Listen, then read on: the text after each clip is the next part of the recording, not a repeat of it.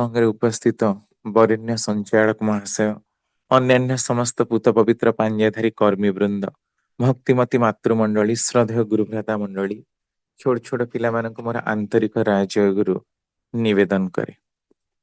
आज विषय प्रेममयी श्री राधा। वर्तमान कार्तिक मासर लहर चली, समस्ते प्राय प्रतिदिन सकाळु उठी मंदिर जाउछन्ति। वर्तमान राधांकर माने जगन्नाथंकर राधा दामोदर वेश, राई दामोदर वेश, अँला नवमी गला, राधांकर पाद दर्शन से दिन हुए। स्पेशली कार्तिक मासरे राधांकर पाद दर्शन, राधांकर दर्शन, तांकर नाम, तांकर गुण कीर्तन प्रबल चर्चा हुए। आउ अनेक समय रे आमे राधा को मध्य बीज मंत्र प्रतिष्ठात्री देवी हिसाब रे पालन करा जाए। तेणु राधे राधे बोली लोक माने श्रद्धारे कहते राधारु अपभ्रंश राधे। तो राधा नामर गोटे विशेष महात्म्य रही। कृष्णଙ୍କ सहित राधा ही, केवे कृष्णଙ୍କ सहित रुक्मिणी, कृष्णଙ୍କ सहित लक्ष्मी एमिति नाही। से पुणी कृष्ण राधा बोली भी केही कहन्तिनी। प्रथमे राधांकर प्रायोरिटी, राधा कृष्ण बोली सबु जगह कह जाए। कहीं राधांकर नामर एते महत्व कौन पाई? राधा जड़े गोपी मात्र, किंतु कृष्णंकर अष्ट पाटवंशी थिला परे मध्य सेमानंकर ना केही जानन्तिनी। तांको विषय विशेष कोनसी चर्चा हुए ना, राधांकर जेतिकी चर्चा हुए। तेणु से राधा तत्व विषय रे आमे आलोचना करिबा। जेहेतु एटा कार्तिक मास चली, काली कार्तिक पूर्णिमा हब, रास पूर्णिमा हब। तेणु कृष्ण को रास बिहारी बोली कहती। रास राधा और कृष्णंकर रास, तांको गोटे दोली करिकी झुला जाए, कारण नित्य रास चली बोली कि कह जाए। रास लीला साधारण कथारे कथारे आम माने कहू। तेणु राधा को राई बोली मध्य कह जाए, राधारु अपभ्रंश राई। तो यही प्रकार कथा सब प्रचलन रही। प्रकृत रे ए राधा तत्व कौन? आउ आज राधा को जो प्रकार चित्रित करा जाउची आमर पुराण पृष्ठारे बा अलगा सबु पुराणर परवर्ती समय रे रचित हेथिबा काव्य ग्रंथ गुड़ाकरे तार प्रकृत महात्म्यटा कौन, से विषय रे ठाकुरंकर मत कौन, तारी ऊपर ही आलोचना करिबा। अथर्व वेदर गोटे उपनिषद रहिछि, ता मध्यरु गोटिकर नाम गोपाल तपनी। कृष्णंकर गोप मूर्तिर उपासना एहार विषय वस्तु। ताहार रचनारु जणा जाए जे अधिकांश उपनिषद अपेक्षा यह अनेक परिमाण रे अत्यंत भ्रांत। एथिरे कृष्ण जे गोप गोपी परिवृत ताहा कहा जाइछि, किंतु एथिरे गोप गोपी मानंकर जे अर्थ करा जाइछि ताहा प्रचलित अर्थ ठारू भिन्न। गोपी अर्थरे अविद्या होचंदी कला। उपनिषद रे गोपीर आउ गोटे अर्थ रहिछि, किंतु रासलीलार कौनसी कथा नाही। राधांकर नामांतर मात्र नाही। अथर्व वेद एक तो सबुठु परे रचना हेछि, कारण रुख, यजु आउ साम वेद ए तीनिटा को त्रयी बोली कहा जाए, कारण एगुड़ा परे परे रचित हेछि। किंतु अथर्व वेद होछि अर्वाचीन, ता बहुत परे रचना हेछि। अनेक गुड़े मनगुड़ा कहानी सेथिरे रखा जाइछि। आ सेथिरु जो अंश बा पार्ट गुड़ा को बाहर करा जाइछि पर समय रे, ताहा अनेकांशरे ही कपोल कल्पित भली मने हेछि। सेई उपनिषद रे राधांकर नाम मात्र नाही। गोटिए प्रधान गोपीर कथा अछि, किंतु से राधा नुहंती। तांकर नाम होछि गांधर्वी। तांकर प्राधान्य मध्य काम केलिरे नुहे, तत्व जिज्ञासारे। किंतु ब्रह्म वैवर्त पुराण आउ जयदेवंकर रचित गीत गोविंद रे आमे राधांकर नामर उल्लेख पाऊ। भागवतर एही रास पंचाध्याय मध्यरे राधा नामर कौनसी स्थान मिले नाही। भागवत गोटे थर भी राधा नामर चित्रण हेइनी। वैष्णव आचार्य मानकर अस्थि मजा भितर किंतु राधा नाम प्रविष्ट हेइछि। सेमाने तांकर टीका टिप्पणी रे बारंबार राधा प्रसंग उत्थापित करिसेंती। କିନ୍ତୁ ମୂଳରେ କୌଣସିଥିରେ ରାଧାଙ୍କର ନାମ ନାହିଁ। ରାସ ପଞ୍ଚ ଅଧ୍ୟାୟ କଣ? ସମଗ୍ର ଭାଗବତରେ ମଧ୍ୟ ରାଧାଙ୍କର ନାମ ନାହିଁ। ଭାଗବତରେ କାହିଁକି? ବିଷ୍ଣୁ ପୁରାଣ, ହରିବଂଶ, ମହାଭାରତରେ ମଧ୍ୟ ରାଧାଙ୍କର ନାମ ନାହିଁ। କିନ୍ତୁ ବର୍ତ୍ତମାନ କୃଷ୍ଣ ଉପାସନାର ପ୍ରଧାନ ଅଙ୍ଗ ହେଉଛନ୍ତି ରାଧା। ରାଧାଙ୍କ ବ୍ୟତୀତ ବର୍ତ୍ତମାନ କୃଷ୍ଣ ନାମ ନାହିଁ। ଯଦି ମହାଭାରତ, ହରିବଂଶ, ବିଷ୍ଣୁ ପୁରାଣ ବା ଭାଗବତରେ ରାଧାଙ୍କର ନାମ ନାହିଁ, ତେବେ ରାଧା କେଉଁଠୁ ଆସିଲେ? ରାଧାଙ୍କୁ ପ୍ରଥମେ ଆମେ ବ୍ରହ୍ମ ବୈବର୍ତ ପୁରାଣରେ ଦେଖିବାକୁ ପାଉ। ବ୍ରହ୍ମ ପୁରାଣ, ଅଗ୍ନି ପୁରାଣ, ବାୟୁ ପୁରାଣ, ବିଷ୍ଣୁ ପୁରାଣ, ଯୋଉଠି ବିଷ୍ଣୁଙ୍କର ଅନେକ ଚର୍ଚ୍ଚା ରହିଛି, ଶିବ ମହାପୁରାଣ, ଲିଙ୍ଗ ମହାପୁରାଣ ଇତ୍ୟାଦି ସମସ୍ତ ପୁରାଣ ରହିଥିବା ସତ୍ତ୍ୱେ ମଧ୍ୟ ସବୁଠୁ ଶେଷରେ ରଚିତ ହେଇଥିବା ପୁରାଣ ବ୍ରହ୍ମ ବୈବର୍ତ ପୁରାଣରେ ହିଁ ରାଧାଙ୍କର ଉଲ୍ଲେଖ ମିଳୁଛି। ତେଣୁ ଏହା ସ୍ପଷ୍ଟ ପ୍ରମାଣ କରୁଛି କି ରାଧା ବୋଲି ଜଣେ ବ୍ୟକ୍ତିବିଶେଷ ବୋଧେ ପ୍ରଥମରୁ କେହି ନଥିଲେ, ପର ସମୟରେ ତାଙ୍କୁ ଚିତ୍ରଣ କରାଯାଇଛି। ଆଉ ଅନେକ ସମୟରେ ବର୍ଣ୍ଣନା କରାଯାଇଛି କି ରାଧାଙ୍କର ବାସସ୍ଥାନ କୋଉଠି ନା ଗୋଲକ ଧାମ। ସେଠାରେ ଗୋପ ଆଉ ଗୋପୀଗଣ ବାସ କରନ୍ତି। ସେମାନେ ଦେବାଦେବୀଙ୍କ ଠାରୁ ଉଚ୍ଚରେ। ସେହି ଗୋଲକ ଧାମର ଅଧିଷ୍ଠାତ୍ରୀ କୃଷ୍ଣ ବିଳାସିନୀ ଦେବୀ ହିଁ ହେଉଛନ୍ତି ରାଧା। ରାଧାଙ୍କର ଆଗରୁ ରାସମଣ୍ଡଳ ଆଉ କୃଷ୍ଣ ରାଧାଙ୍କୁ ସେଠାରେ ସୃଷ୍ଟି କଲେ। ରାସର ରା ଏବଂ ଧା ଧାତୁରୁ ରାଧା ଶବ୍ଦର ସୃଷ୍ଟି। ସେଇ ଗୋପଗୋପୀ ମାନଙ୍କର ବାସସ୍ଥାନ ରାଧା ଅଧିଷ୍ଠିତ ଗୋଲକ ଧାମ। ପୁଣି ଅନେକ ସମୟରେ ରାଧାଙ୍କର ମାନଭଞ୍ଜନ ଶ୍ରୀକୃଷ୍ଣ କରିଥିବାର କଥା ବି ଉଲ୍ଲେଖ ରହିଛି। ଆଉ ଯାତ୍ରାରେ ରାଧିକାଙ୍କର ଯେପରି ଈର୍ଷା ଆଉ କୋପ ଉପସ୍ଥିତ ହୁଏ, ବ୍ରହ୍ମ ବୈବର୍ତ୍ତରେ ରାଧିକାଙ୍କର ମଧ୍ୟ ସେଇ ପ୍ରକାର ଈର୍ଷା ଆଉ କୋପ ଉତ୍ପନ୍ନ ହବାର ବର୍ଣ୍ଣନା ରହିଛି। ସେଥିରେ ଆଉ ଗୋଟିଏ ମଧ୍ୟ ବିଭ୍ରାଟ ଘଟିଲା।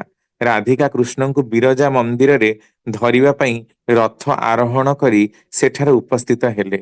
ସେଠାରେ ବିରଜାଙ୍କର ଦ୍ୱାରୀ ଥିଲେ ଶ୍ରୀଦାମା ବା ଶ୍ରୀଦାମ।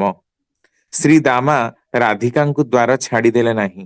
ଏଣେ ରାଧିକାଙ୍କର ଭୟରେ ବିରଜା ତରଳି ଯାଇ ନଦୀ ରୂପ ଧାରଣ କଲେ। ଶ୍ରୀକୃଷ୍ଣ ସେଥିରେ ଦୁଃଖିତ ହୋଇ ତାହାଙ୍କୁ ପୁନର୍ଜୀବନ ଆଉ ପୂର୍ବ ରୂପ ପ୍ରଦାନ କଲେ। ବିରଜା ଗୋଲୋକନାଥଙ୍କ ସହିତ ଅବିରତ ଆନନ୍ଦାନୁଭବ କରିବାକୁ ଲାଗିଲେ। କ୍ରମଶଃ ତାଙ୍କଠାରୁ 7 ଗୋଟି ପୁଅ ଜନ୍ମ ହେଲେ, କିନ୍ତୁ ପୁତ୍ରମାନେ ଆନନ୍ଦାନୁଭବନରେ ବିଘ୍ନ ହେଲେ। ଏଥିପାଇଁ ମାତା ସେମାନଙ୍କୁ ଅଭିଶାପ ଦେଲେ। ସେମାନେ 7ଟି ସମୁଦ୍ରରେ ପରିଣତ ହେଲେ।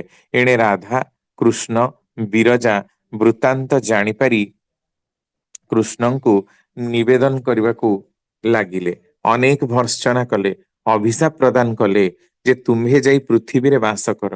ଏଣେ କୃଷ୍ଣଙ୍କର ଶ୍ରୀ ଦାମା ରାଧାଙ୍କର ଏପରି ଦୁର୍ବ୍ୟବହାରରେ ଅତିଶୟ କ୍ରୁଦ୍ଧ ହୋଇ ତାଙ୍କୁ ଭର୍ତ୍ସନା କଲେ। ଏହା ଶୁଣି ରାଧା ଶ୍ରୀ ଦାମାଙ୍କୁ ତିରସ୍କାର କରି ଅଭିଶାପ ଦେଲେ, ତୁମେ ଯାଇ ଅସୁର ରୂପେ ଜନ୍ମ ଗ୍ରହଣ କର। ଶ୍ରୀ ଦାମା ମଧ୍ୟ ରାଧାଙ୍କୁ ଶାପ ପ୍ରଦାନ କଲେ, ତୁମେ ମଧ୍ୟ ପୃଥିବୀକୁ ଯାଇ ମନୁଷ୍ୟ ହୋଇ ଚନ୍ଦ୍ରସେଣାର ପତ୍ନୀ ରୂପରେ କଳଙ୍କିନୀ ହୁଅ। ଶେଷରେ 2 ଜଣ କୃଷ୍ଣଙ୍କ ନିକଟକୁ ଆସି କାନ୍ଦିବାକୁ ଲାଗିଲେ। ଶ୍ରୀ ଦାମାଙ୍କୁ କୃଷ୍ଣ ବର ଦେଇ କହିଲେ, ତୁମେ ଅସୁରେଶ୍ୱର ହବ। ଯୁଦ୍ଧରେ ତୁମ୍ଭକୁ କେହି ପରାସ୍ତ କରିପାରିବେ ନାହିଁ। ଶେଷରେ ଶଙ୍କରଙ୍କର ଶୂଳ ସ୍ପର୍ଶରେ ମୁକ୍ତ ହବ। ରାଧିକା ମଧ୍ୟ ଆଶ୍ଵସ୍ତ କରି କହିଲେ, ତୁମେ ଯାଅ, ମୁଁ ମଧ୍ୟ ଯାଉଛି। ଶେଷରେ ପୃଥିବୀର ଭାରାବତରଣ ପାଇଁ ପୃଥିବୀରେ ଅବତୀର୍ଣ୍ଣ ହେଲେ। ଏ ସମସ୍ତ କଥା ନୂତନ ହେଲେ ମଧ୍ୟ, ସର୍ବଶେଷରେ ପ୍ରଚାରିତ ହେଲେ ମଧ୍ୟ ବ୍ରହ୍ମ ବୈବର୍ତ ପୁରାଣ ବଙ୍ଗଳାର ବୈଷ୍ଣବ ଧର୍ମ ଉପରେ ଅତିଶୟ ଆଧିପତ୍ୟ ବିସ୍ତାର କରିଛି। ଜୟଦେବାଦୀ ବୈଷ୍ଣବ କବିଗଣ ବଙ୍ଗଳାର ଜାତୀୟ ସଙ୍ଗୀତ, ବଙ୍ଗଳାର ଯାତ୍ରା ମହୋତ୍ସବ ଇତ୍ୟାଦିର ମୂଳ ହେଉଛି ବ୍ରହ୍ମ ବୈବର୍ତ ପୁରାଣ। ତେବେ ବ୍ରହ୍ମ ବୈବର୍ତ୍ତକାରଙ୍କର କଥିତ ଗୋଟିଏ ବଡ଼ ମୂଳ କଥା ବଙ୍ଗଳାର ବୈଷ୍ଣବ ମାନେ ଗ୍ରହଣ କରନ୍ତି ନାହିଁ। ଅନ୍ତତଃ ତାହା ବଙ୍ଗାଳୀଙ୍କର ବୈଷ୍ଣବ ଧର୍ମରେ ସେପରି ପରିସ୍ଫୁଟ ହୁଏ ନା ଯେ ରାଧିକା ଚନ୍ଦ୍ରସେଣାଙ୍କର ପତ୍ନୀ ଥିଲେ। କିନ୍ତୁ ବ୍ରହ୍ମ ବୈବର୍ତ ଅନୁସାରେ ସେ ବିଧି ଅନୁସାରେ କୃଷ୍ଣଙ୍କର ବିବାହିତା ପତ୍ନୀ। ସେହି ବିବାହ ବୃତ୍ତାନ୍ତଟି ଯଦି ଆମେ ଦେଖିବା, ଗୀତ ଗୋବିନ୍ଦ ଶ୍ଲୋକରେ ମଧ୍ୟ ରହିଛି। ହେ ରାଧେ, ଆକାଶ ମେଘରେ ସ୍ନିଗ୍ଧ ହେଇଛି, ତମାଳ ଦ୍ରୁମ ଦ୍ୱାରା ବନଭୂମି ଅନ୍ଧକାର ହେଇଛି, ଅତଏବ ତୁମେ ହିଁ ଏହାକୁ ଘେରି ନେଇଯାଅ। ନନ୍ଦ ଏହି ପ୍ରକାର ଆଦେଶ ଦେଇ ପଥରେ ଥିବା କୁଞ୍ଜ ଦ୍ରୁମାଭିମୁଖରେ ଚଳିତ ହେଉଥିବା ରାଧା ମାଧବଙ୍କର ଯମୁନା କୂଳରେ ବିଜନରେ କେଳି ସକଳର ଜୟ ହଉ। ଏଇ ପ୍ରକାରର ବର୍ଣ୍ଣନା। ପୁଣି ଆହୁରି ଯଦି ଆପଣ ବ୍ରହ୍ମ ବୈବର୍ତ ପୁରାଣର ବିଭିନ୍ନ ଶ୍ଲୋକ ଗୁଡାକୁ ଦେଖିବେ, ସେଗୁଡାକ ବହୁ ଭାବରେ ଅର୍ବାଚୀନ ହେଇଛି, ଆଉ କୃଷ୍ଣ ରାଧାଙ୍କର ମହିମାକୁ ଅତିଶୟୋକ୍ତି କରି ବର୍ଣ୍ଣନା କରାଯାଇଛି। ଆଉ ରାଧାଙ୍କର ଅପୂର୍ବ ଲାବଣ୍ୟ ଦେଖି ନନ୍ଦ ବିସ୍ମିତ ହେଇଛନ୍ତି। ସେ ରାଧାଙ୍କୁ କହିଲେ, ମୁଁ ଗର୍ଗଙ୍କ ମୁଖରୁ ଶୁଣିଛି ତୁମ୍ଭେ ପଦ୍ମା ଠାରୁ ମଧ୍ୟ ହରିଙ୍କର ଅଧିକା ପ୍ରିୟ। ଆଉ ଏଇ ପରମ ନିର୍ଗୁଣ ଅଚ୍ୟୁତ ମହାବିଷ୍ଣୁ ମୁଁ ମାନବ, କିନ୍ତୁ ବିଷ୍ଣୁ ମୟାରେ ମୁଁ ମୋହିତ। ହେ ଭଦ୍ରେ, ତୁମ୍ଭେ ତୁମର ପ୍ରାଣନାଥଙ୍କୁ ଗ୍ରହଣ କର, ଯଥାର୍ଥରେ ସୁଖୀ ହୁଅ, ପରେ ମନୋରଥ ପୂର୍ଣ୍ଣ କରି ମୋର ପୁତ୍ରକୁ ମତେ ଫେରେଇ ଦିଅ।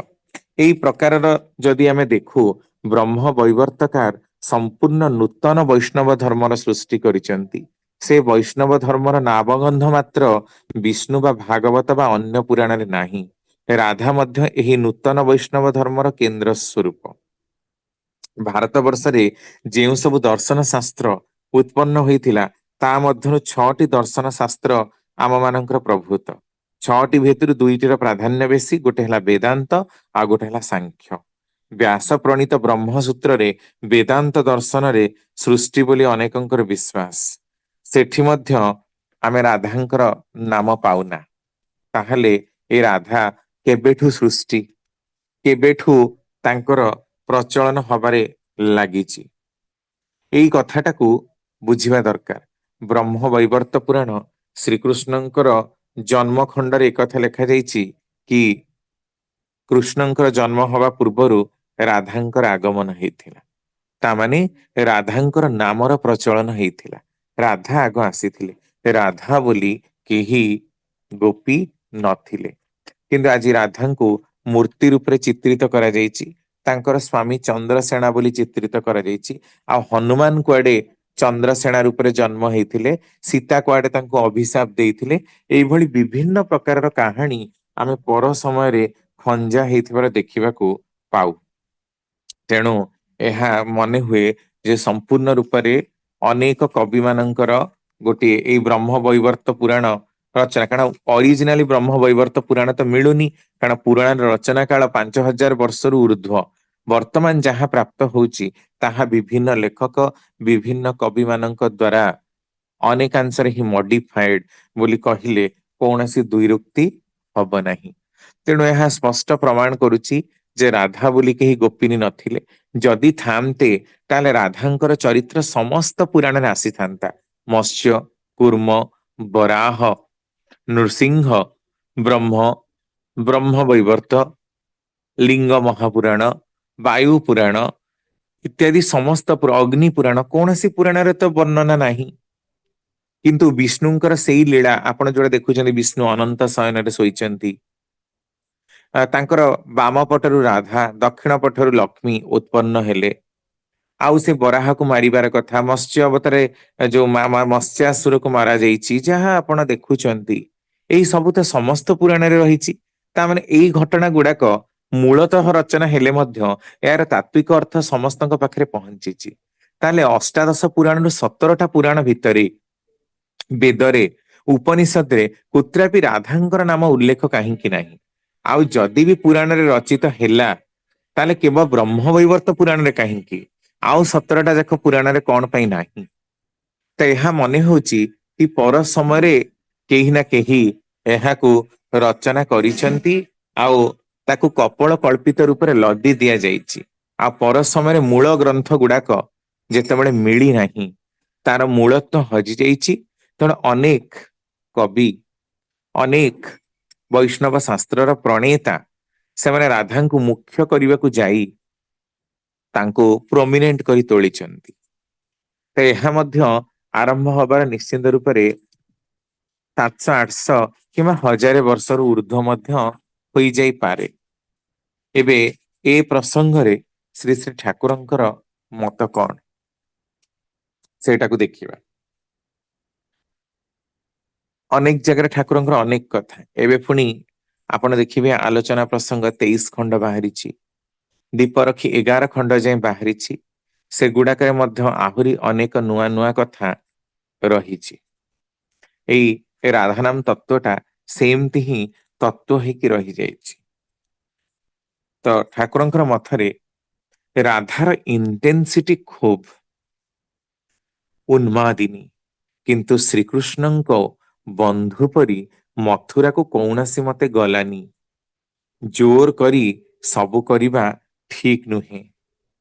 ଯିଏ ମାଷ୍ଟର ଅଫ ସେଲ୍ଫ ଅର୍ଥାତ୍ ଯେ ନିଜର ହିଁ ପ୍ରଭୁ ହେଇଛନ୍ତି, ପ୍ରଭୁ ହେଇ ନ ପାରିଛି, ସେ ନିଜକୁ କମ୍ପ୍ଲିଟଲି ସରେଣ୍ଡର ସମ୍ପୂର୍ଣ୍ଣ ଆତ୍ମସମର୍ପଣ କରିପାରେ ନା।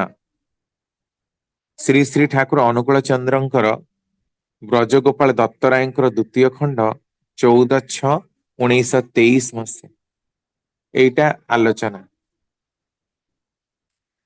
ତାପରେ ପୁଣି କହୁଛନ୍ତି ପରଫେକ୍ଟଲି ପାସିଭ କଣ୍ଡିସନ, ପୂର୍ଣ୍ଣାଙ୍ଗ ରୂପେ ନିଷ୍କ୍ରିୟ ଅବସ୍ଥା। ଏଇ ରାଧାଟା ହଉଛନ୍ତି କଣ ନା ପ୍ରବଳ ଉନ୍ମାଦିନୀ। ଏଇ କଥାଟାକୁ ଆମେ ସାଧାରଣ ଭାବରେ ଟିକେ ବିବେଚନା କରିବା ଯେ ରାଧାଙ୍କର ନାମ ହଉଛି ପ୍ରବଳ ଉନ୍ମାଦିନୀ, ପ୍ରବଳ ଇଣ୍ଟେନ୍ସିଟି।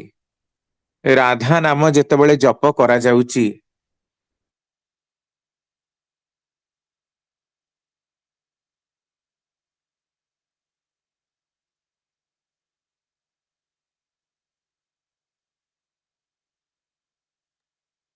ପ୍ରବଳ ଉନ୍ମାଦିନୀ ଶବ୍ଦର ଅର୍ଥ ମାନେ ହେଉଛି ଯିଏ ଯେତେ ଜୋର ଜପ କରେ ତା ଭିତରେ ଉନ୍ମାଦନା ସେତେ ପରିମାଣର ଜାଗ୍ରତ ହୁଏ।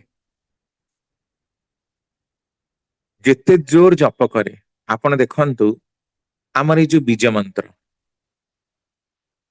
ଏଇ ବୀଜ ମନ୍ତ୍ରର ଜପ ଯିଏ ଯେତେ ଜୋର ଜପ କରିବ ସିଏ ସେତେ ତା ମୁଣ୍ଡ ଛିଡିଯିବ। ଠାକୁର କହୁଛନ୍ତି ଏଇ ନାମ ଖୁବ ଜୋରେ ଜପ କଲେ ମୁଣ୍ଡ ଛିଡିଯାଏ। ପୁଣି ନିର୍ଦ୍ଦିଷ୍ଟ ଭାବରେ ଯଦି ଭାଇବ୍ରେସନର କମ୍ପନ ଗୋଟେ ଗୋଟେ ରିଦିମାଟିକାଲି ପ୍ରାଟନ୍ୟ ଦିଆଯାଏ, ତାହେଲେ ତାର ପୁଣି ବିଶେଷ ବିସୃଷ୍ଟି ହୁଏ। ଏଇ ରାଧାନାମ ସର୍ବତ୍ର ବିରାଜିତ। ଓଙ୍କାର ତାର ତଳେ ଓಂ। ଆପଣ ଦେଖନ୍ତୁ, ଆପଣ କୋଉ ବି ଗୋଟେ ଜିନିଷକୁ ତଳେ ପକାନ୍ତୁ, ଦୁମ କରି ଗୋଟେ ଶବ୍ଦ, ପ୍ରତ୍ୟେକଟି ବସ୍ତୁର ଗୋଟେ ଅଲଗା ଅଲଗା ଶବ୍ଦ ରହିଛି। ରାଧା ହଉଛନ୍ତି ଶବ୍ଦ ବ୍ରହ୍ମ, ଶବ୍ଦ ବିଳାସିନୀ, ଶବ୍ଦ ବ୍ୟାପିନୀ। ଆମେ ଗୋଟେ ବଳାଟାକୁ, ହାତରେ ଯୋଉ ବଳା ପିନ୍ଧନ୍ତି, ତାକୁ ଆମେ ପକାଇବା, ସେ ଗୋଟେ ରିଙ୍ଗ ରିଙ୍ଗ କରି ଗୋଟେ ଶବ୍ଦ ହବ। ଗୋଟେ ପିତ୍ତଳର ବଳା ପକାନ୍ତୁ, ତାର ଶବ୍ଦ ଅଲଗା। ଲୁହାର ବଳା ପକେଇଲେ ତାର ଶବ୍ଦ ଅଲଗା। ତାମାନେ ପ୍ରତ୍ୟେକଟି ବସ୍ତୁର ଶବ୍ଦ ଗୋଟେ ଗୋଟେ ଭିନ୍ନ ଭିନ୍ନ ସ୍ପନ୍ଦନାତ୍ମକ ଉଚ୍ଛ୍ୱାସକୁ ନେଇ ଜନ୍ମ। ସେଇଥିପାଇଁ ପ୍ରତ୍ୟେକଙ୍କର ସ୍ୱର ବି ପ୍ରତ୍ୟେକଠୁ ଅଲଗା। ପ୍ରତ୍ୟେକଟି ଜୀବର, ପ୍ରତ୍ୟେକଟି ପକ୍ଷୀର, ସମସ୍ତଙ୍କର ସ୍ୱର ମଧ୍ୟ ପରସ୍ପର ଠାରୁ ଅଲଗା। ଏଇଟା କଣ? ଏଇ ଯୋଉ ଅଲଗା ହଉଛି କାହିଁକି? ଗୋଟିଏ ତ ନାମ, ଗୋଟିଏ ନାମର କମ୍ପନରେ ତ ସବୁ ସୃଷ୍ଟି। ତାହେଲେ ଅଲଗା ହବାର କାରଣ କଣ? ଏଇଆ ଯେ କୋଉ ଫ୍ରିକ୍ୱେନ୍ସି, କୋଉ ଭାଇବ୍ରେସନରେ ସେମାନେ ପରସ୍ପର ଗୁନ୍ଥି ହେଇଛନ୍ତି, ପରସ୍ପର ଯୋଡା ହେଇଛନ୍ତି, ତାରି ଉପରେ ହିଁ ନିର୍ଭର କରୁଛି ଶବ୍ଦର ଭାଇବ୍ରେସନ କେମିତି, ଆଉ ସେ ବସ୍ତୁଟା ଦେଖିବାକୁ କି ପ୍ରକାରର ହେଇଥିବ। ତେଣୁ ରାଧା ନାମ ହଉଛି ପ୍ରବଳ ଉନ୍ମାଦିନୀ, ପ୍ରବଳ ଉଚ୍ଛ୍ୱାସର ସହିତ ଗଠିତ ହେଇଥିବା ନାମ ହଉଛି ରାଧା ନାମ। ପୁଣି କହୁଛନ୍ତି ପରଫେକ୍ଟଲି ପସିଭ କଣ୍ଡିସନ, ପୂର୍ଣ୍ଣାଙ୍ଗ ରୂପରେ ନିଷ୍କ୍ରିୟ ଅବସ୍ଥା ଆସିଲେ ସୂକ୍ଷ୍ମତମ କମ୍ପନର ଏକ ଛାପ ମସ୍ତିଷ୍କରେ ପଡେ। ସେତେବେଳେ ବି ଗୋଟିଏ ବ୍ୟଷ୍ଟିତ୍ୱ ବା ଇଣ୍ଡିଭିଜୁଆଲିଟି ଥାଏ, ମୁତ୍ୱ ଥାଏ, ଆଉ ସେଇଟା ରାଧା ରୂପେ ପ୍ରକଟିତ ହୋଇ ପଡେ। ଶବ୍ଦରେ ନିଚରୁ ନିଚତର ସ୍ତରକୁ ଓହ୍ଲାଇ ଆସେ। ତାହେଲେ ରାଧା ଶବ୍ଦ ହେଲା ସେପରି ଗୋଟିଏ ଭାଇବ୍ରେସନ ଅର ପୋଜିସନ, କମ୍ପନ ବା ସ୍ଥିତି ର ଗ୍ରସ୍ ଏକ୍ସପ୍ରେସନ ଇନ ସାଉଣ୍ଡ, ମୋଟାମୋଟି ଶାବ୍ଦିକ ପ୍ରକାଶ। ତେଣୁ ରାଧା ନାମ ବା ଶବ୍ଦ କରିଲେ ସେଇ ସୂକ୍ଷ୍ମ ସ୍ତର ସ୍ଥିତି ଆମ ଭିତରେ ପ୍ରବର୍ତ୍ତିତ କରେ ବା ଫୁଟାଇ ତୋଳେ। ଅତଏବ ଯେଉଁ ଧାରଣା ବା ସୂକ୍ଷ୍ମତର କମ୍ପନର ଛାପ ରାଧା ବୋଲି ପ୍ରକାଶିତ ହୋଇଛି, ସେହି ସୂକ୍ଷ୍ମତର କମ୍ପନ ପ୍ରବର୍ତ୍ତିତ ହୋଇପାରେ ସ୍ଥୂଳ ଭାବରେ ରାଧା ଶବ୍ଦର ଉଚ୍ଚାରଣରେ। এইটা ବୁଝିବାକୁ ଚେଷ୍ଟା କରନ୍ତୁ। ମାନେ ଆମେ ଯଦି ରାଧା ରାଧା ବା ରାଧା ରାଧା ଏମିତି ଯଦି ଜୋର ବି କମ୍ପନ କରୁ, ତାହେଲେ ବି ଆମର ଯୋଉ ନଟ୍ ସେଲ୍ ଗୁଡାକ ରହିଛି, ବ୍ରେନରେ ଯୋଉ ସୂକ୍ଷ୍ମତର କମ୍ପନ ଗୁଡାକ ରହିଛି, ସେଗୁଡାକ ଜୋର କରିକି ଭାଇବ୍ରେଟ କରିବ। ଆଉ ଆମର ବ୍ରେନରେ ବି ସେଇ କମ୍ପନଟା ଅଟୋମେଟିକାଲି ଆମକୁ ଅନୁଭୂତ ହବ। ସ୍ଥୂଳ ନାମଟି ହଉଛି ରାଧା, ସୂକ୍ଷ୍ମଟି କଣ ନା କମ୍ପନରେ ରଙ୍ଗ ରଙ୍ଗ ବୀଜର ଉଚ୍ଚାରଣ, ଧଙ୍ଗ, ରଙ୍ଗ ଆଉ ଧଙ୍ଗ ର ସମ୍ମିଶ୍ରଣ। ରା ଅର୍ଥାତ ଗତି, ଧା ହଉଛି ବିରମଣ ବା ସିଜେସନ ବା ଷ୍ଟାଗ୍ନେସନ, ସ୍ଥିର ହେଇଯିବା, ଗତିଶୀଳ ହବା ପୁଣି ସ୍ଥିର। ଗତି ଆଉ ସ୍ଥିରତାର ସମ୍ମିଶ୍ରଣ ହଉଛି ରାଧା। ପ୍ରବଳ ଉନ୍ମାଦିନୀ, ପ୍ରବଳ ଇଣ୍ଟେନ୍ସିଟିର ଯୋଗାବେଗ।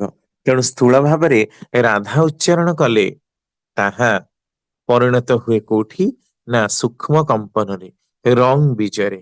ଟୋଟାଲ ଦେହକୁ କମ୍ପନ ଦେବା ପାଇଁ, ଟୋଟାଲ ଭାଇବ୍ରେସନ ବା ଭାବାତ୍ମକ ସ୍ପନ୍ଦନକୁ ଜାଗ୍ରତ କରିବା ପାଇଁ ଆମକୁ ଏଇ ସ୍ଥୂଳତର ନାମକୁ ଜପ କରିବାକୁ ପଡିବ ହିଁ। ତାପରେ ପୁଣି କହୁଛନ୍ତି, କାରଣ ସମସ୍ତ ଶବ୍ଦ ଉଚ୍ଚାରଣର ପଛରେ ତାର ସୂକ୍ଷ୍ମତର କମ୍ପନ ଧାରଣା ଥାଏ। ଏହା ହିଁ ବୀଜ ମନ୍ତ୍ରର ବୈଶିଷ୍ଟ୍ୟ।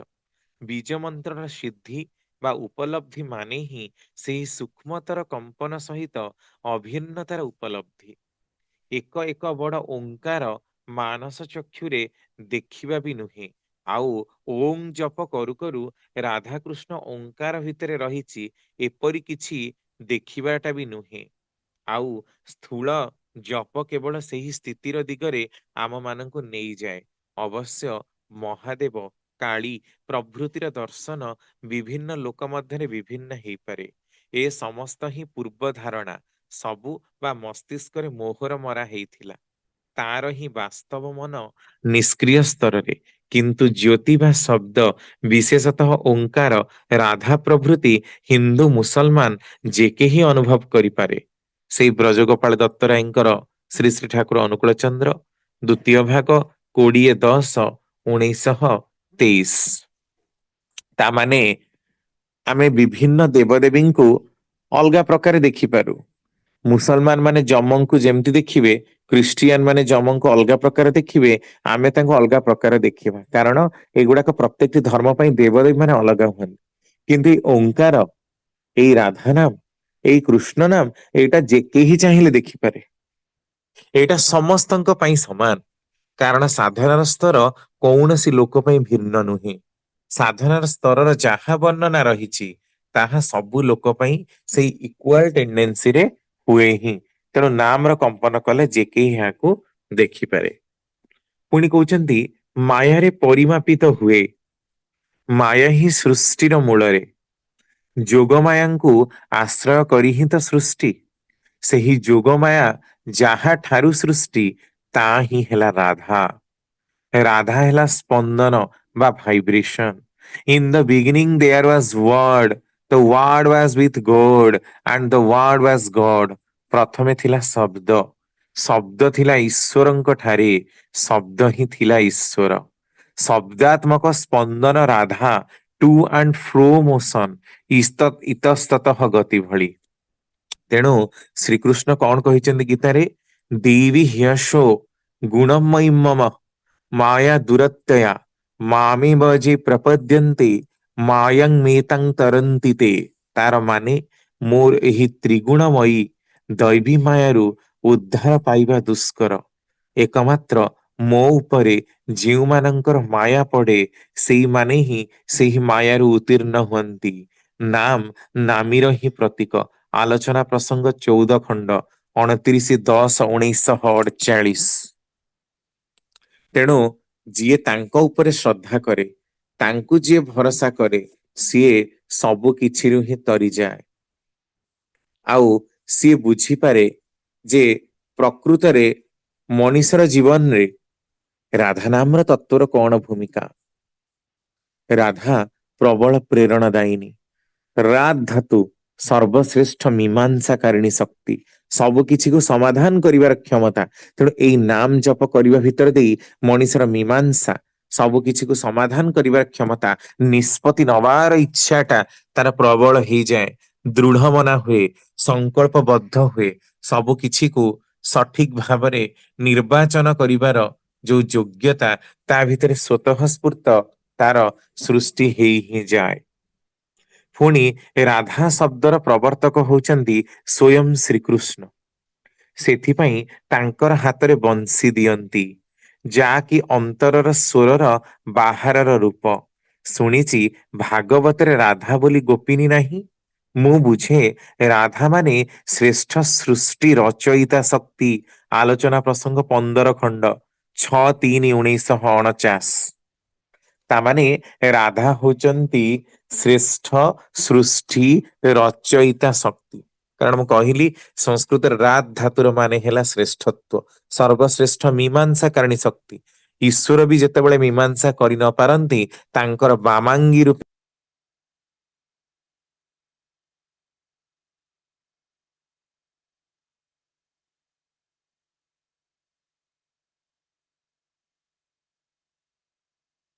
ରମାକାନ୍ତ ଭାଇ ଆପଣଙ୍କର କଟି ଯାଇଛି, ଅଡିଓ ଆସୁନି। ରମାକାନ୍ତ ଭାଇ,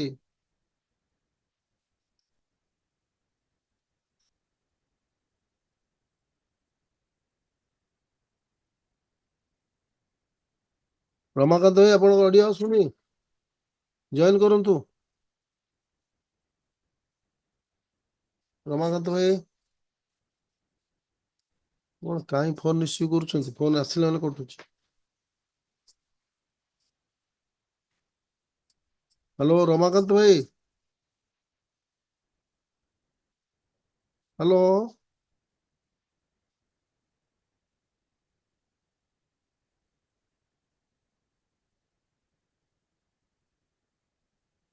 ଜୟ ଗୁରୁ। ରମାକାନ୍ତ ଭାଇ କୁହନ୍ତୁ। ହଁ ସର୍ବଶ୍ରେଷ୍ଠ ମାନେ ମୀମାଂସା କାରିଣୀ ଶକ୍ତି ତାଙ୍କ ପାଖରେ, ଆଉ ଗୋଟେ ପଟେ ଲକ୍ଷ୍ମୀଙ୍କର ଶକ୍ତି, ଅର୍ଥାତ ଲକ୍ଷ୍ୟ କରି ଚାଲିବାର ଶକ୍ତି। ଈଶ୍ୱରଙ୍କ ପାଖରେ ସବୁବେଳେ ସର୍ବତ୍ର ସେ ବିଦ୍ୟମାନ। କାରଣ ଏଇ ଦୁଇଟି ନ ରହିଲେ ତାଙ୍କର ସୃଷ୍ଟି ଆଗକୁ ଯିବନି।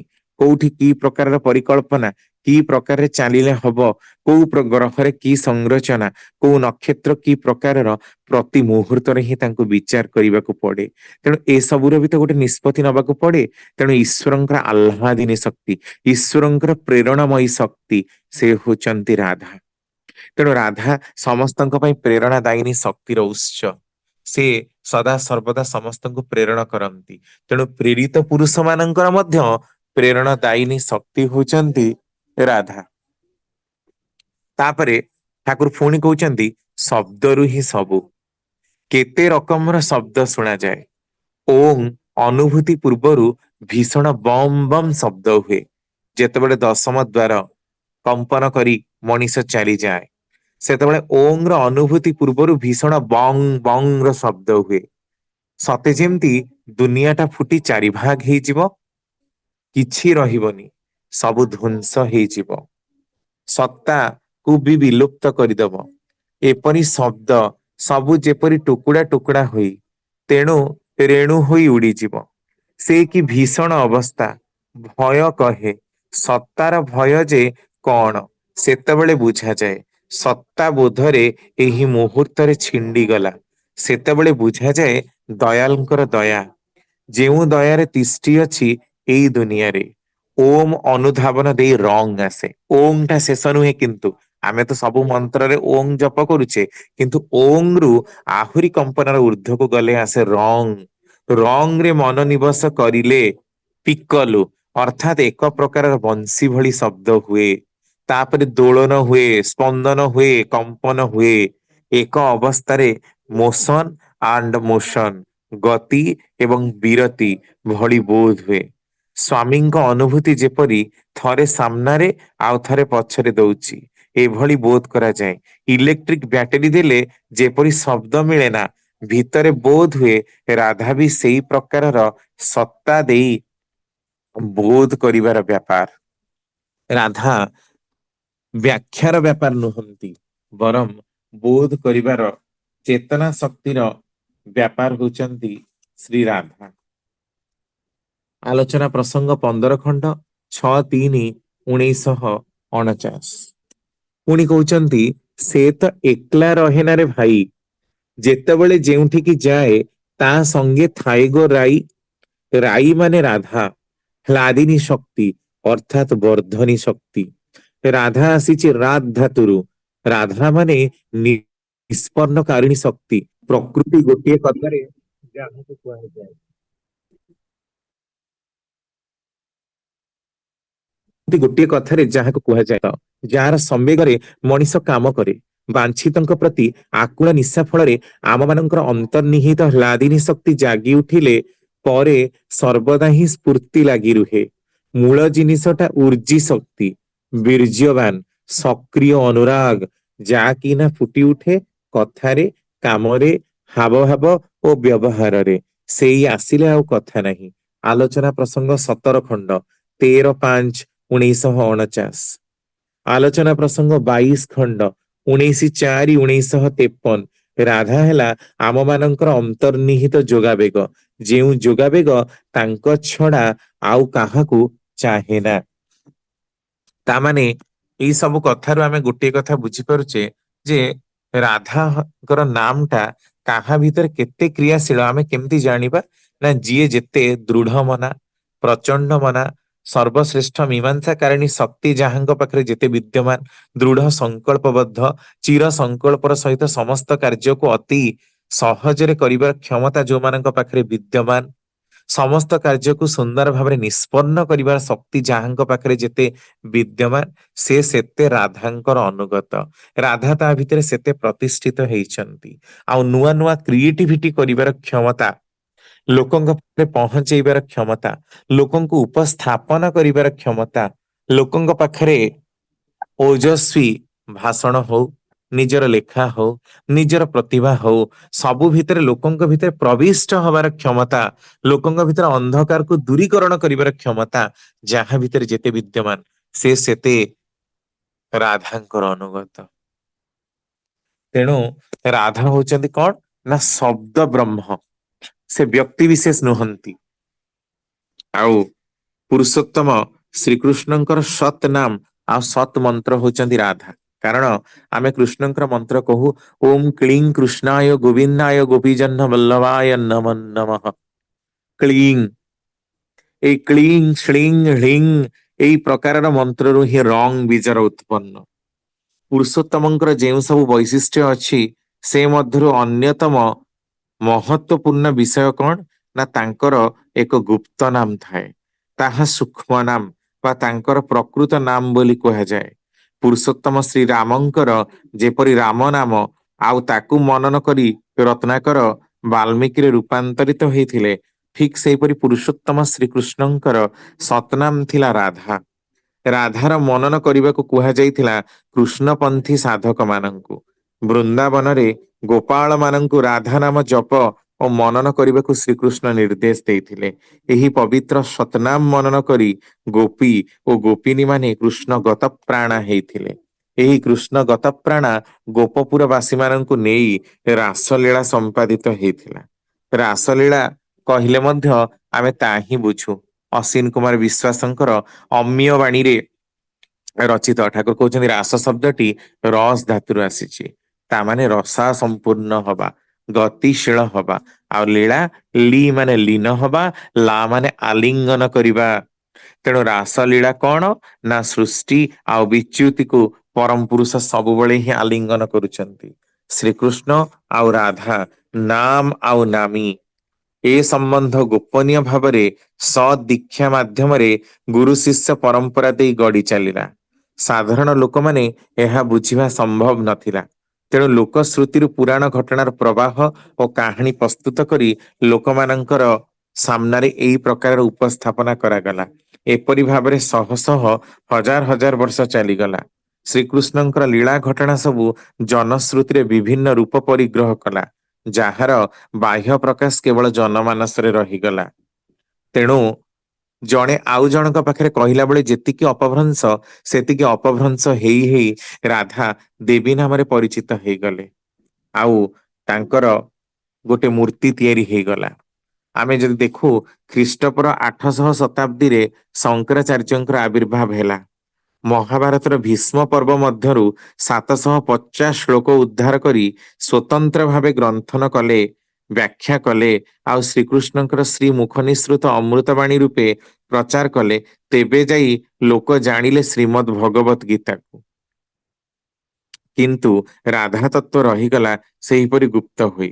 ପ୍ରାୟ 16 ଶତାବ୍ଦୀ ବେଳକୁ ଆବିର୍ଭୂତ ହେଲେ ଶ୍ରୀ ଚୈତନ୍ୟ ଦେବ 1466 ମସିହାରେ। ବୈଷ୍ଣବ ଧର୍ମମତର ପ୍ରଚାରରେ ଉତ୍ତୁଙ୍ଗରେ ପହଞ୍ଚିଲା। ବିଷ୍ଣୁଙ୍କୁ କେନ୍ଦ୍ର କରି ବୈଷ୍ଣବ ଧର୍ମମତ ପ୍ରତିଷ୍ଠିତ। ପରମାତ୍ମା ଶ୍ରୀକୃଷ୍ଣଙ୍କର ରାସମଣ୍ଡଳରୁ ଉଦ୍ଭୂତା, ରାସମଣ୍ଡଳ ମଣ୍ଡିତା, ରାସେଶ୍ୱରୀ, ସୁରସିକା, ଗୋଲୋକବାସିନୀ, ଗୋପୀବେଶଧାରିଣୀ, ପରମ ଆହ୍ଲାଦ ରୂପିଣୀ, ସନ୍ତୋଷ ତଥା ହର୍ଷ ରୂପିଣୀ, ନିର୍ଗୁଣ, ନିରାକାରା, ନିର୍ଲିପ୍ତା, ଆତ୍ମସ୍ୱରୂପିଣୀ, ନିରୀହା, ନିରହଙ୍କାରା, ବ୍ରହ୍ମା ଆଦି ଦ୍ୱାରା ଅଦୃଷ୍ଟା, ତଥାପି ବୃଷଭାନୁସୁତା, ଅତତଃ ଭାରତରେ ସମସ୍ତଙ୍କ ଦ୍ୱାରା ଦୃଷ୍ଟା, କୃଷ୍ଣଙ୍କର ବକ୍ଷସ୍ଥଳରେ ସ୍ଥିତା ରାଧା ହଉଛନ୍ତି ଦେବୀ। ଏଟା ଦେବୀ ଭାଗବତର 9ମ ଅଧ୍ୟାୟର 1ମ ସ୍କନ୍ଧର 1ମ ଶ୍ଲୋକ। 44ରୁ 57 ନମ୍ବର ଶ୍ଲୋକରେ ତାଙ୍କର ଏ ପ୍ରକାର ବର୍ଣ୍ଣନା କରାଯାଇଛି। ତେଣୁ ରାଧାରେ ରାଧ ଅର୍ଥାତ୍ ସଂସିଧ, ଆଉ ଦାନବାଚକ ଅର୍ଥକୁ ସୃଷ୍ଟି କରିଥାଏ। ରାଧା ହଉଛନ୍ତି ନିର୍ବାଣ ଦାତ୍ରୀ। ଏତଦ୍ ଭିନ୍ନ ରାସର ଅର୍ଥ ଦେଇଥାଏ, ଆଉ ଧାରଣର ଅର୍ଥ ପ୍ରଦାନ କରିଥାଏ। ତେଣୁ କୃଷ୍ଣ ଓ ରାଧା ଦୁହେଁ ହିଁ ଜଣେ ଅନ୍ୟ ଜଣଙ୍କ ସହିତ ରମଣ କରିବାକୁ ଉତ୍ସୁକ ଥିଲେ। ଏହି ସମୟରେ ରାଧା ନିଜର କୋଳରେ କୃଷ୍ଣଙ୍କୁ ଧାରଣ କରିଥିଲେ। ରାଧା କୃଷ୍ଣଙ୍କୁ ଭଜନ୍ତି ଆଉ କୃଷ୍ଣ ରାଧାଙ୍କୁ ଭଜନ୍ତି। ପରସ୍ପର ପରସ୍ପରକୁ ଭଜନ କରନ୍ତି। ଉଭୟେ ପରସ୍ପର ସବୁ କିଛି ଦୃଷ୍ଟିରୁ ସମାନ, ଏହା ମହାତ୍ମା ମାନେ କୁହନ୍ତି। ରାସରେ ଶ୍ରୀକୃଷ୍ଣ ତାଙ୍କ ରୂପ ଧାରଣ କରନ୍ତି, ସାଥିରେ ଦୌଡନ୍ତି, ସ୍ମରଣ କରନ୍ତି, ଆଲିଙ୍ଗନ କରନ୍ତି, ରାଧା ନାମ ଜପନ୍ତି। ଏଥିପାଇଁ ସଂକେତ ସ୍ଥାନକୁ ଯିବା ପାଇଁ ରାଧାଙ୍କୁ ସଂକେତ କରୁଥାନ୍ତି। ଏହି ପ୍ରକାରର ବର୍ଣ୍ଣନା ଆମେ ପାଉ ସ୍କନ୍ଧ ବୈଷ୍ଣବ ଭାଗବତରେ। ତେଣୁ ରାଧା ହଉଛନ୍ତି ଅବ୍ୟକ୍ତ, ତାହା ବ୍ୟକ୍ତ କରାଯାଇ ପାରେ ନା। ରାଧା ହଉଛି ସତନାମ, ସତନାମ ଜପ କରାଯାଇପାରେ, ଏହା ଅଜପା ନାମ। ଆଉ ଯୋଉ କୃଷ୍ଣ ଆଉ ରାଧା ପତି ପତ୍ନୀ ବୋଲି ସବୁ ଚିତ୍ରିତ କରିଛନ୍ତି, ଏହା କେତେ ଦୂର ଯୁକ୍ତିଯୁକ୍ତ? ବ୍ରହ୍ମବୈବର୍ତ ପୁରାଣରେ ଗର୍ଗ ସଂହିତାରେ ମଧ୍ୟ ଲେଖାଯାଇଛି କି ରାଧା କୃଷ୍ଣଙ୍କୁ ବିବାହ କରିଥିଲେ। ଏହା ସମ୍ପୂର୍ଣ୍ଣ ରୂପରେ ଗୋଟିଏ ଅର୍ବାଚୀନ କଥା। କୃଷ୍ଣ ତାଙ୍କର ବାଲ୍ୟକାଳ କଟାଇଥିଲେ ଗୋକୁଳ ଆଉ ବୃନ୍ଦାବନରେ। 10 ବର୍ଷ ବୟସରେ କୃଷ୍ଣ ଯାଇଥିଲେ ମଥୁରାକୁ ଧନୁଯାତ୍ରାରେ ଯୋଗ ଦବାକୁ। ଥରେ ମଥୁରାକୁ ଗଲା ପରେ ଆଉ କେବେ ଫେରି ନଥିଲେ ବୃନ୍ଦାବନକୁ ତାଙ୍କର ଜୀବନ କାଳ ମଧ୍ୟରେ। ଯଦି ବାଲ୍ୟ କାଳରେ ସେ ବିବାହ କରିଥିଲେ ରାଧାଙ୍କୁ, ତେବେ ମଥୁରାକୁ ତାଙ୍କୁ ନେଇ କଣ ପାଇଁ କୃଷ୍ଣ ଗଲେନି? ଜୀବନ ସାରା ତାଙ୍କୁ କିପରି ସେ ବୃନ୍ଦାବନରେ ଛାଡି ଦେଇ ଚାଲିଗଲେ? ଆଉ ରାଧାଙ୍କର ବୃନ୍ଦାବନରେ ଆଜି ଯଦି ଆପଣ ଦେଖିବେ ଶହ ଶହ ମନ୍ଦିର ରାଧାଙ୍କର ରହିଛି କୃଷ୍ଣଙ୍କ ସାଙ୍ଗରେ ଯୋଡିକି। ତାପରେ ପୁଣି ଆମେ ଦେଖିବାକୁ ପାଉ, ଯଦି ରାଧାକୃଷ୍ଣ ପ୍ରେମିକ ପ୍ରେମିକା ହେଇଥାନ୍ତି, ପତି ପତ୍ନୀ ତ ନୁହନ୍ତି, ତାଙ୍କର ନା କୌଣସି ସନ୍ତାନ ଥିଲେ, ନା ତାଙ୍କର କୌଣସି କାମନାର ଭାବ ଥିଲା। କିନ୍ତୁ କେଳି କହିଲେ ଲୋକମାନେ ସେୟା ହିଁ ବୁଝନ୍ତି। ଆଚ୍ଛା, ରାଧା ଯଦି କୃଷ୍ଣଙ୍କର ପ୍ରେମିକା ଥିଲେ, ଚନ୍ଦ୍ରସେଣାଙ୍କର ପତ୍ନୀ ଯେ ହନୁମାନ ଅଭିଶାପ ଦେଇଥିଲେ ସୀତା, ସେ ଚନ୍ଦ୍ରସେଣା ହେଇଥିଲେ। ସମ୍ପର୍କରେ ସେ କୃଷ୍ଣଙ୍କର ମାଇଁ ହେବେ। ମାମୁଁ ପିତୃତୁଲ୍ୟ ଆଉ ମାଇଁ ମାତୃତୁଲ୍ୟ। ମାତୃତୁଲ୍ୟ ମାଇଁଙ୍କୁ ପ୍ରେମ କରିବା, କାମନା ବାସନା ପୋଷଣ କରିବା ଲାମ୍ଫଟ୍ୟର ପରିଚାୟକ ନୁହେଁ କି? ମାନସିକ ବିକୃତିର ଲକ୍ଷଣ ନୁହେଁ କି? ତେବେ କୃଷ୍ଣ କଣ ଜଣେ ମାନସିକ ବିକୃତ ବ୍ୟକ୍ତିତ୍ୱ ଥିଲେ କି? ପୁନଶ୍ଚ ବାଲ୍ୟାବସ୍ଥା ଯାହାଙ୍କର ସମ୍ପୂର୍ଣ୍ଣ ଯାଇନି, ତାରୁଣ୍ୟ ଆସିନି, ଯୌବନ ପ୍ରାପ୍ତ ହୋଇନାହାନ୍ତି, ସେ କୃଷ୍ଣ କିପରି ତାଙ୍କଠାରୁ ବୟସ ଅଧିକା ପୂର୍ଣ୍ଣ ବୟପ୍ରାପ୍ତା ମାଇଁ ରାଧାଙ୍କ ସହିତ ଦୈହିକ କାମନା ବାସନା ଚରିତାର୍ଥ ପାଇଁ ସମ୍ପର୍କ ସ୍ଥାପନ କରିଥିବେ? ଏହା ସମ୍ଭବ ହେଇଥିବ କି? କୁହାଯାଏ କି ରାଧା 14 ବର୍ଷ ବଡ କୃଷ୍ଣଙ୍କଠୁ। ରାଧାଙ୍କୁ ଯେତେବେଳେ 14 ବର୍ଷ ହେଲା କୃଷ୍ଣ ଜନ୍ମ ହେଲେ। ରାଧା କୁଆଡେ ଛୋଟ ରୂପରେ ଥିଲେ, କୃଷ୍ଣଙ୍କର ଜନ୍ମ ହେଲା ପରେ ସେ ବଡ ହେଲେ, ସେମିତି ଛୋଟ ପିଲା ହେଇକି ଥିଲେ। ଏମିତି ଆମେ ଗୋଟେ ବର୍ଣ୍ଣନା ଦେଖିବାକୁ ମଧ୍ୟ ପାଉ। ତାମାନେ ରାଧା ତ 14 ବର୍ଷ ବଡ କୃଷ୍ଣଙ୍କ ଠାରୁ। କୃଷ୍ଣଙ୍କର ଆସିବାର ଢେର ଆଗରୁ ରାଧା ନାମର ପ୍ରଚାର ହେଇଛି। ରାଧାଙ୍କୁ ଲୋକ ଜାଣନ୍ତି। ତାମାନେ ତାଙ୍କଠୁ 14 ବର୍ଷ ବଡ ନାରୀ ସହିତ ତାଙ୍କର ଅବୈଧ ସମ୍ପର୍କ ଥିଲା କି? ଏହା ମନେ ହଉନି କି ଯେ କୃଷ୍ଣ ଜଣେ ପାଗଳ, ଜଣେ ଲମ୍ଫଟ, ଜଣେ କାମୁକ ବ୍ୟକ୍ତି ଥିଲେ। ଏଇ ପ୍ରକାର ବ୍ୟକ୍ତିଙ୍କୁ କଣ ଆମେ ଆଦର୍ଶ ରୂପରେ ମାନିବା? ତେବେ ବୈଷ୍ଣବ ଶାସ୍ତ୍ରର ଏ ବର୍ଣ୍ଣନା କେତେ ଦୂର ଯଥୋପଯୁକ୍ତ? ବ୍ରହ୍ମ ବୈବର୍ତ ପୁରାଣ ଅନୁସାରେ ମାତ୍ର 12 ବର୍ଷ ବୟସରେ ରାଧାଙ୍କର ବିବାହ ହେଇଥିଲା ରାୟଣ ନାମକ ବୈଶ୍ୟ ସହିତ। ରାୟଣ ଥିଲେ କୃଷ୍ଣଙ୍କ ମାତା ଯଶୋଦାଙ୍କର ସହୋଦର।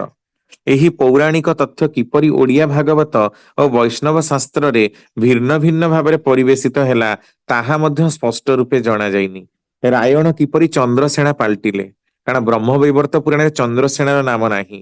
ଅନ୍ୟ ପ୍ରାନ୍ତୀୟ ପୁରାଣ କାବ୍ୟମାନଙ୍କରେ ରାଧାଙ୍କର ସ୍ୱାମୀ ମଧ୍ୟ ଭିନ୍ନ ଭିନ୍ନ କାହିଁକି? ଯଦି ରାଧା ଜଣକୁ ବାହା ହେଇଥିଲେ ତ ନାଁଟା ତ ଗୋଟେ କନଷ୍ଟାଣ୍ଟ ଆସିବା କଥା ନା, ନାଁଟା ଚେଞ୍ଜ କାହିଁକି ହେଇଛି? ମୋଟାମୋଟି ବ୍ୟକ୍ତି ରାଧା ଥିଲେ କୃଷ୍ଣଙ୍କର ମାଇଁ। ତେଣୁ ଆପଣ ଦେଖନ୍ତୁ କେତେ ଆମର ଗୀତ, କେତେ ପ୍ରକାରର ହିନ୍ଦୀରେ, କେତେ ସିରିଏଲ, ରାଧାକୃଷ୍ଣ ସିରିଏଲ, ଯାହା ସବୁ ରଚନା କରାଯାଇଛି। ମାଇଁ ଭଣଜାଙ୍କୁ ନେଇ କଦର୍ଯ୍ୟ କାମ କାହାଣୀର ଯେଉଁ କୁଶ୍ଚିତ ରୂପରେଖ ପରିକଳ୍ପିତ ହେଇଛି ତାହା କୃଷ୍ଣଙ୍କର ମହତ୍ତ୍ୱକୁ ବୃଦ୍ଧି କରିନି, ବରଂ ତାଙ୍କୁ କମେଇ ଦେଇଛି। ତାଙ୍କ ନାଁରେ ନାନା କଳଙ୍କରେ ତାଙ୍କୁ କଳଙ୍କିତ କରାଯାଇଛି, କଳୁଷିତ କରାଯାଇଛି। ବାଳଗୋପାଳ କୃଷ୍ଣଙ୍କର କୌଣସି ସମ୍ପର୍କ ନାହିଁ ଏଇ କଳଙ୍କରେ ଜଡିତ ହବାର। କୃଷ୍ଣଙ୍କର ପୁରା ଜୀବନ ଆଉ କାର୍ଯ୍ୟକଳାପକୁ ଦେଖିଲେ ଏସବୁ କଳଙ୍କ ତାଙ୍କର ଥିବ, ଏ କଥା ତ କଦାପି ଗ୍ରହଣୀୟ ହେଇପାରୁନି। ଆଉ ଏକ ସମ୍ଭାବନା ଦେଖାଯାଉଛି, ଯଶୋଦାଙ୍କ ଭାଇଙ୍କ ପତ୍ନୀ ନାମ ରାଧା ବା ରାଧିକା ହବାରେ କୌଣସି ଅସୁବିଧା ନାହିଁ। ବୃଷଭାନୁଙ୍କର କନ୍ୟା ଆଉ ରାୟଣଙ୍କର ପତ୍ନୀ ରାଧିକା ଏମିତି ହେଇଥାଇପାରେ। ତେଣୁ ସେ ଜଣେ ସାଧାରଣ ନାରୀ ହେଇପାରନ୍ତି। କିନ୍ତୁ କୃଷ୍ଣଙ୍କର ଲୀଳାରେ ରାଧା ଶବ୍ଦର ମହତ୍ତ୍ୱ ସମ୍ବନ୍ଧରେ ଅବଗତି ହୋଇ ପରବର୍ତ୍ତୀ କାଳରେ ସାଧାରଣ ଗୋପିନୀ ରାଧିକା ସହିତ ତାହା ଯୋଡ଼ା ଯିବା କିପରି ସମ୍ଭବ ହେଇଛି? କୃଷ୍ଣଙ୍କର ଏତେ ଅନ୍ତରଙ୍ଗ ହଉଛନ୍ତି ରାଧା। ଏଣୁ ରାଧାଙ୍କ ଠାରେ ବ୍ୟକ୍ତିତ୍ୱର ଆପ କରାଯାଇଛି। ଆଉ କୌଣସି ମତେ କୃଷ୍ଣଙ୍କ ସହିତ ସାମାଜିକ ସମ୍ପର୍କକୁ ସ୍ଥାପନ କରିଯିବାର ଚେଷ୍ଟା କରାଯାଇଛି। ତା ମାନେ ହୁଏତ କୃଷ୍ଣଙ୍କର ମାମୁଁ ରାୟଣ ନାମରେ ବୈଶ୍ୟ ହେଇଥାଇ ପାରନ୍ତି ବା ଚନ୍ଦ୍ରସେଣା ନାମରେ ହେଇପାରନ୍ତି, ଆଉ ତାଙ୍କର ସ୍ତ୍ରୀଙ୍କ ନାଁ ରାଧା ହେଇଥାଇ ପାରେ। କିନ୍ତୁ ଏଇ ପ୍ରକାରର ଯୋଉ ରାଧାଙ୍କ ସହିତ ତାଙ୍କର ମାଇଁ ଥିଲେ, ଜଏଣ୍ଟ କରିଦବା ଆଉ ତାଙ୍କର ଗୁରୁତ୍ୱକୁ ବଢେଇ ଦବା, ଏଇ କଥାଟା ସମ୍ପୂର୍ଣ୍ଣ ରୂପରେ ଗୋଟେ କାଳ୍ପନିକ ମନେ ହଉନି କି? ଯଦି ବି ରାଧା ନାମରେ କେହି ବ୍ୟକ୍ତି ବିଶେଷ ଥାନ୍ତି, ମଣିଷ ରୂପରେ ଜନ୍ମଗ୍ରହଣ କରିଥାନ୍ତି, ତାହେଲେ କୃଷ୍ଣଙ୍କ ସହିତ ତାଙ୍କୁ ଏମିତି ଅପବାଦରେ ଜଏଣ୍ଟ କରିବାର ମାନେଟା କଣ? ଆଉ ରାଧାଙ୍କର ମାନେ ପତ୍ନୀ ରୂପରେ, ରାଧାଙ୍କର ଏତେ ଅନ୍ତରଙ୍ଗ ରୂପରେ ତାଙ୍କୁ ରିପ୍ରେଜେଣ୍ଟ କରାଯାଇଛି, ଏହା କଣ ତତ୍କାଳୀନ ସାମାଜିକ ବ୍ୟବସ୍ଥାକୁ କ୍ଷୁର୍ଣ୍ଣ କରୁନି କି? 5000 ବର୍ଷ ତଳେ ବର୍ଣ୍ଣାଶ୍ରମ ଆଉ ସାମାଜିକ ବ୍ୟବସ୍ଥା ଯୋଉ ପ୍ରକାର କଡାକଡି ଥିଲା, ସେଥିରେ ଯଦି ବି ମାଇଁ ହେଇଥିବେ ରାଧା କୃଷ୍ଣଙ୍କର, ତାହେଲେ ତାଙ୍କ ଭିତରେ ଏ ପ୍ରକାରର ସମ୍ବନ୍ଧ ସ୍ଥାପନ ହବାକୁ ସମାଜ ତ କାହିଁ ଦୃଢ ଭାବରେ ବିରୋଧ କରିବାର କଥା କୌଣସି ପୁରାଣରେ ଉଲ୍ଲେଖ ନାହିଁ। ତାହେଲେ ରାଧା ପ୍ରକୃତରେ କିଏ? ଜଣେ ଗୋପିନୀ, ନା ସେ କୃଷ୍ଣଙ୍କର ମାଇଁ, ନା ଆଉ କେହି ବ୍ୟକ୍ତି ବିଶେଷ, ନା ତାର ତାତ୍ପର୍ଯ୍ୟ ଆଉ କିଛି ଅଲଗା? ମୂଳତଃ ରାଧା ଏକ ଶବ୍ଦ, ଏକ ସତନାମ ଓ ମନ୍ତ୍ର, ଯାହାକି ପୁରୁଷୋତ୍ତମ ଶ୍ରୀକୃଷ୍ଣଙ୍କର ସୂକ୍ଷ୍ମ ସତ୍ତା। କିନ୍ତୁ ପରବର୍ତ୍ତୀ କାଳରେ ଜନୈକା ରାଧା ଲଳନା, ଯିଏକି କୃଷ୍ଣଙ୍କର ପ୍ରଣୟିନୀ ରୂପେ ଉପସ୍ଥାପିତ ହୋଇଛି ବ୍ରହ୍ମ ବୈବର୍ତ ପୁରାଣ, ସମସାମୟିକ ବା ପରବର୍ତ୍ତୀ ପୁରାଣରେ, ଏହା ତାହା ହଉଛି ବିକୃତ। ଶ୍ରୀକୃଷ୍ଣଙ୍କର ସହିତ ରାଧା ଅର୍ଥାତ ରାଧାଙ୍କ ସହିତ କୃଷ୍ଣଙ୍କର ଯୁଗଳ ମୂର୍ତ୍ତି ପୂଜା ପାଇବାକୁ ଲାଗିଲେ। ସେମାନେ ହଉଛନ୍ତି ନାମ ଆଉ ନାମୀ, ଅଭିନ୍ନ ସତ୍ତା। କିନ୍ତୁ ଏଇ ଯୋଉ ରାଧାଙ୍କର ଚିତ୍ରଣ କରାଯାଇଛି ବୈଷ୍ଣବ ଶାସ୍ତ୍ରରେ, କାହିଁକି? କାରଣ ଆମେ ଦେଖୁ ସାହିତ୍ୟରେ ଦୁଇ ପ୍ରକାର ଶୃଙ୍ଗାର ରସ ଦେଖାଯାଏ। ଗୋଟେ ହେଲା ବିପ୍ରଲମ୍ଭ ଶୃଙ୍ଗାର, ଆଉ ଗୋଟେ ହେଲା ସମ୍ଭୋଗ ଶୃଙ୍ଗାର। ସମ୍ଭୋଗ ଶୃଙ୍ଗାରରେ ପ୍ରେମିକା ଆଉ ପ୍ରେମିକାଙ୍କର ମିଳନ ରସ ରଚନା ହେଇଥିଲା ବେଳେ ବୈଷ୍ଣବ ଶାସ୍ତ୍ରରେ, ବିପ୍ରଲମ୍ଭ ଶୃଙ୍ଗାରରେ ବିରହ ଶାସ୍ତ୍ରର କଥା ରଚନା ହେଇଛି। ତେଣୁ ଯୋଉ ସମୟରେ ଲୋକଙ୍କୁ ଏଣ୍ଟରଟେନ କରିବା ପାଇଁ କିଛି ନ ମିଳିଲା, ଭାଗବତ ଭାବରେ ପ୍ରେମରେ ଲୋକଙ୍କୁ ମଞ୍ଜେଇବାକୁ ଯାଇ ଏଇ ପ୍ରକାରର ସାହିତ୍ୟର ରଚନା କରାଯାଇଛି, ଆଉ ରାଧାଙ୍କୁ ମଣିଷ ରୂପରେ ଚିତ୍ରିତ କରାଯାଇଛି। ଶ୍ରୀକୃଷ୍ଣଙ୍କର ପ୍ରକୃତ ସ୍ୱରୂପ ଆଜି ବିଲୁପ୍ତ। ଯାହା କିଛି ଆମେ ଆଜି ଦେଖିବାକୁ ପାଉଛୁ ତାହା ଚିତ୍ରକରର କଳ୍ପନା ମାତ୍ର। ଶ୍ରୀକୃଷ୍ଣ ବଂଶୀ ବାଦନ କରୁଥିଲେ, ଆଉ ତାଙ୍କ ସଙ୍ଗେ ଅତି ଅନ୍ତରଙ୍ଗ ଭାବେ ସମର୍ପଣ ମୁଦ୍ରାରେ ଶ୍ରୀ ରାଧା ବିରାଜମାନ ଥିଲେ। ରାସଲୀଳାରେ ଏପରି ହୋଇଥିବ, ଏପରି ଏକ କଳ୍ପନା କରାଗଲା ହଜାର ହଜାର ବର୍ଷ ପରେ। ବୈଷ୍ଣବ ମାନେ ମଧ୍ୟ ଆଜି ଏଭଳି ଭାବରେ ଶ୍ରୀକୃଷ୍ଣଙ୍କୁ ଚିତ୍ରଣ କରିବାକୁ ଲାଗିଲେ। ତେଣୁ ସିଏ ବଂଶୀ ବାଦିନୀ ସବୁବେଳେ ଲାଗିକି ଥାନ୍ତି। ଏଇ କଥାଟା ଆଦୌ ଗ୍ରହଣୀୟ ହିଁ ହଉନି, କାରଣ ଆମର ଯେ ଆଦର୍ଶ ହେବେ ସିଏ ଏ ପ୍ରକାରର ଲମ୍ଫଟ ଚରିତ୍ରର କେମିତି ହେଇପାରନ୍ତି? ଏହା ପ୍ରମାଣ କରୁନି କି ଯେ ରାଧା ହେଉଛନ୍ତି ସମ୍ପୂର୍ଣ୍ଣ ନିର୍ଗୁଣମୟୀ ଶକ୍ତି, ସଦା ସର୍ବଦା ପ୍ରେରଣକାରିଣୀ ଶକ୍ତି, ସର୍ବଶ୍ରେଷ୍ଠ ମୀମାଂସାକାରିଣୀ ଶକ୍ତି, ଜୀବନ ଉଦ୍ବର୍ଦ୍ଧନକାରିଣୀ ଶକ୍ତି। ସେ ହଉଛନ୍ତି ପ୍ରେମମୟୀ, ସେ ହଉଛନ୍ତି ଲାସ୍ୟମୟୀ, ଯାହାଙ୍କର ନାମ ଜପ ମାତ୍ରକେ ସ୍ୱତଃସ୍ଫୂର୍ତ୍ତ ଶ୍ରଦ୍ଧା ଉଚ୍ଚାରିତ ହୁଏ। ଆପଣ ଗୋଟେ ପ୍ରମାଣ କରି ଦେଖିପାରନ୍ତି। ଦିନ ତମାମ କୋକକାଲର ନାମ ଜପ କରନ୍ତୁ, ଲିମ୍କାର ନାମ ଜପ କରନ୍ତୁ, କିନ୍ତୁ ଆପଣ ରାଧା ନାମ ଜପ କରନ୍ତୁ। ଦେଖିବେ ଆପଣ ରାଧା ନାମରେ ଆନନ୍ଦ ପାଇ କର୍ମ କରିବାର ପ୍ରେରଣା ମଧ୍ୟ ପାଉଛନ୍ତି, କାରଣ ଏହା ରଙ୍ଗ ବୀଜରୁ ଉତ୍ପନ୍ନ ହେଇଥିବା ଧାତୁ, ଯିଏକି ସଦା ସର୍ବଦା ପ୍ରେରଣକାରିଣୀ ଶକ୍ତି ରୂପରେ ତାଙ୍କ ପାଖରେ ବିରାଜମାନ ହେଇ ହିଁ ଅଛି। ତେଣୁ ସେ କୃଷ୍ଣଙ୍କର ଏତେ ପ୍ରିୟ, ଆଉ କୃଷ୍ଣ ତ ସମସ୍ତଙ୍କୁ ଆକର୍ଷଣ କରି ହିଁ ପାରନ୍ତି।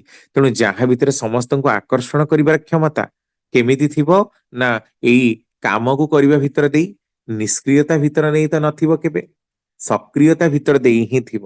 କାମ କରିବାର ଅମୋଘ ପ୍ରେରଣା, ସକ୍ରିୟ ଶକ୍ତି ତାଙ୍କ ଭିତରେ ଚିର ଜାଜ୍ୱଲ୍ୟମାନ ହେଇଥାଏ।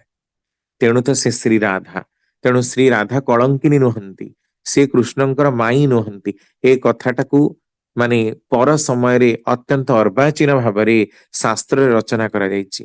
ରାଧା ହଉଛନ୍ତି ଶ୍ରୀକୃଷ୍ଣଙ୍କର ହ୍ଲାଦିନୀ ଶକ୍ତି, ନିଷ୍ପତ୍ତିକାରିଣୀ ଶକ୍ତି, ପ୍ରେରଣାମୟୀ ଶକ୍ତି, ପୁଣ୍ୟ ପ୍ରଦାହ, ପୁଣ୍ୟ ପ୍ରଦାନ କରୁଥିବା ଶକ୍ତି, ନିର୍ଗୁଣମୟୀ ଶକ୍ତି, ସଦା ସର୍ବଦା ଯେ ଆନନ୍ଦର ଉତ୍ସ ତାଙ୍କର ମନରେ ଭରି ଦିଅନ୍ତି। ତେଣୁ କୃଷ୍ଣ ସବୁବେଳେ ଆହ୍ଲାଦିତ, କେତେବେଳେ ଚିନ୍ତିତ ନୁହନ୍ତି, ସଦା ସର୍ବଦା ଆନନ୍ଦ ତାଙ୍କ ପାଖରେ ରାସ ହିସାବରେ ଥାଏ। କାରଣ ରାସ ଗତିର ପ୍ରତୀକ, ରାସ ହଉଛି ମଣିଷକୁ ଏକତ୍ର ବାନ୍ଧି ରଖିବାର ପ୍ରତୀକ। ତେଣୁ ତାଙ୍କର ରାସଲୀଳା କେଳି କଦମ୍ବ ଲୀଳା, କେଳି ଚାଲିଛି ବୋଲି କହିଲେ ବି ଲୋକ ଖରାପ ଅର୍ଥରେ ନିଅନ୍ତି। ତାମାନେ କୃଷ୍ଣ ସବୁବେଳେ ହିଁ ଆନନ୍ଦରେ ଥାନ୍ତି, ସେ କେତେବେଳେ ଅସତରେ ନଥାନ୍ତି। ମଣିଷ ଯେତେବେଳେ ସତରେ ଥାଏ, ସବୁବେଳେ ତାର ମନରେ ଆନନ୍ଦ ପ୍ରଦତ୍ତ ହଉ ହିଁ ଥାଏ। ଏ ହଉଛନ୍ତି ଶ୍ରୀ ରାଧା, ଶ୍ରୀ ଶ୍ରୀ ଠାକୁରଙ୍କ ଦୃଷ୍ଟିରେ। ଜୟ ଗୁରୁ ସୁଭାଷ ଭାଇ।